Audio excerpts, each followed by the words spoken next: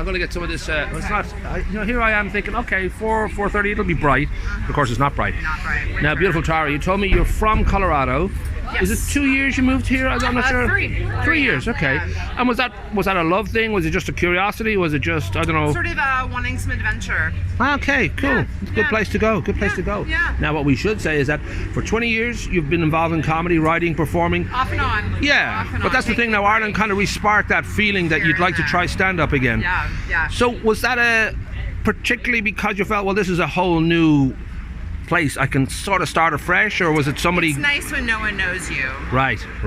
Nobody knows your name. The anonymity is somewhat freeing in being able to get up and be funny or not be funny. Yeah. And were you at all kind of, I don't know, whether that was a long kind of night of thinking maybe not, maybe, I don't know what the feeling was, because stepping up on stage is terrifying as a stand-up, because you don't have a song to hide behind, you don't have anything no really. Instruments, no. I'd actually, so the Gaiety had done a stand-up course. It was like a one-day course. Right. And I had done it before. I mean, not the course, but I had done stand-up before, years and years ago, before my child was born. And I actually did stand up 9 months pregnant. So that's okay. That's always a laugh. Right. Pregnant woman on stage. But yeah, so then I decided when I moved over here that I would try it again. And so this Gaiety course was fantastic because it was a one-day course. You went in, you workshopped some material, you practiced it, and then you did the show all within the same day, within the same Saturday. Right. So I felt like that kind of dusted off my skills, and then I had a good 5 minutes and I was ready to go. So I just started hitting some open mics, and I felt pretty confident simply because it's something that I've done before, but also I feel like I have a lot to say, and I'm a lot more, I guess, confident in my voice now than I may have been in the past. Well, there is a feeling that Ireland sort of has had a particularly good run in the last 20 years of comedy, and there was a sort of a period of time there up in Edinburgh where it was, pretty much so you think you're Irish rather than so you think you're funny, and you got a wave of people like Dylan Moran and Tommy Tiernan, and it just seemed that, everybody who comes out of Ireland is funny. So there was a great sort of modern tradition, we'll say, of stand-up comedy here. I mean, was that, I don't know if that was part of the sort of spark, part of the inspiration, whether it was really just a personal thing that you knew, I can do this and I'd like to do it? I really just sort of stumbled back into wanting to be on stage, and then lucky for me, there happens to be a huge boom going on right now in Dublin around stand-up. Like, you could go up on stage every single night of the week if you wanted, twice a night. And so there's a lot happening. So I think it was very good timing on my part to get re-involved with the scene at a time when the scene is blossoming.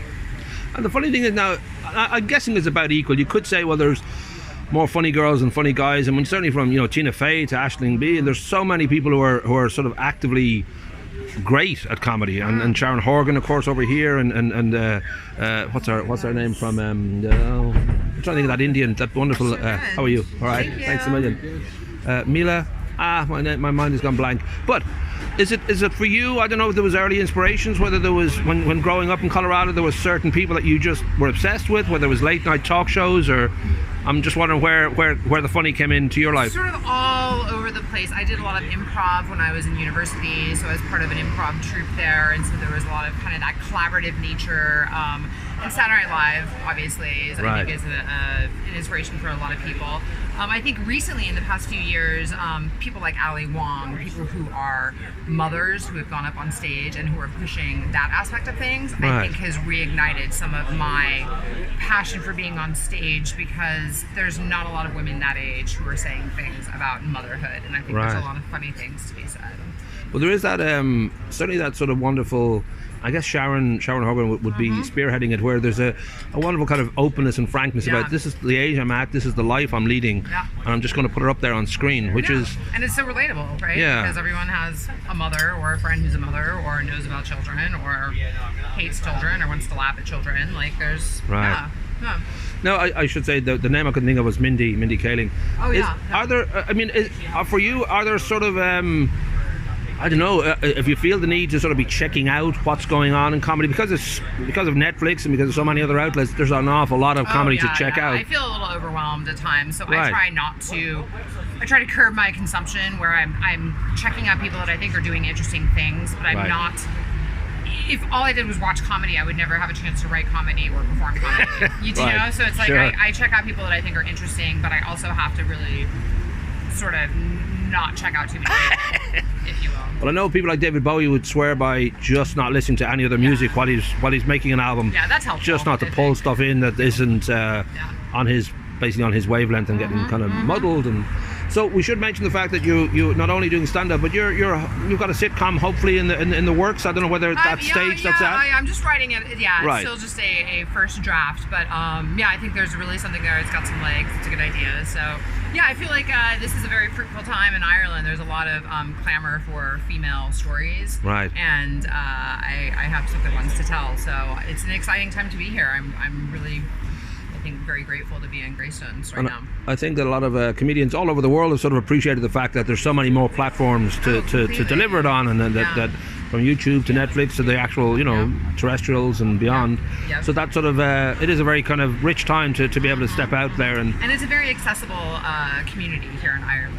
Right. It's a smaller community, but people are very supportive of each other and they want to work together and they want to see each other succeed, and that's very unlike if you will. So when it comes to the material, I don't know whether you're testing it out on friends, whether your kid has already got a certain sort of sarcasm about how does it work for you when it comes to that? Is it as a private thing in your room that you There's a lot of open mics in town, so I tend to go to those and try out stuff there and see what works and what doesn't and how things can play together. I love performing in Greystones because it's just a bike ride away, which I love. But at the same time, it's a little nerve-wracking because I do feel like in Dublin, I sort of have the cover of like maybe not knowing as many people. Right. And here I look out into the audience and there may be other moms at my school or, when you the see neighbor or fill in the blank. I think when you look out and you see the butcher from Super Value, you might think, well, he kind of knows me and he's going to be, he might think of me differently tomorrow. Exactly. He might think, what if I'm not funny? Yeah. But I love performing at the Whale. It's such a wonderful venue, and the audiences always are lovely there. So I have no worries. It's going to be a great show. Bada boom, bada bing. And I suppose just to wrap up, if there is, I don't know whether you would kind of feel that there's a certain style that you have, or I don't know if you feel, well, maybe we've covered it really, that you know just that openness about who you are right now in your life as opposed to playing a character. It's really no, I don't have a lot of characters. It's really just me. There's a lot to laugh at. You've given up the juggling and the puppetry is gone from the show as well. Yeah, I'm not a prop comic anymore. Right, okay. No fire, nothing like that. That's good. That's good for safety. It's good to know that especially people in the front row need to know these things in advance. Exactly, yeah. I will not be smashing any watermelons, nothing like that. So we should say this is on Thursday the 28th. It's Ladies' Night, which is a perfect night to sort of go and have some fun. And you'll be playing alongside Julie J has her show. Yeah. Julie Really Loved Me. Yes. So a double whammy. So that'll be kind of rock and roll. Fantastic. Yeah, come on out. Beautiful.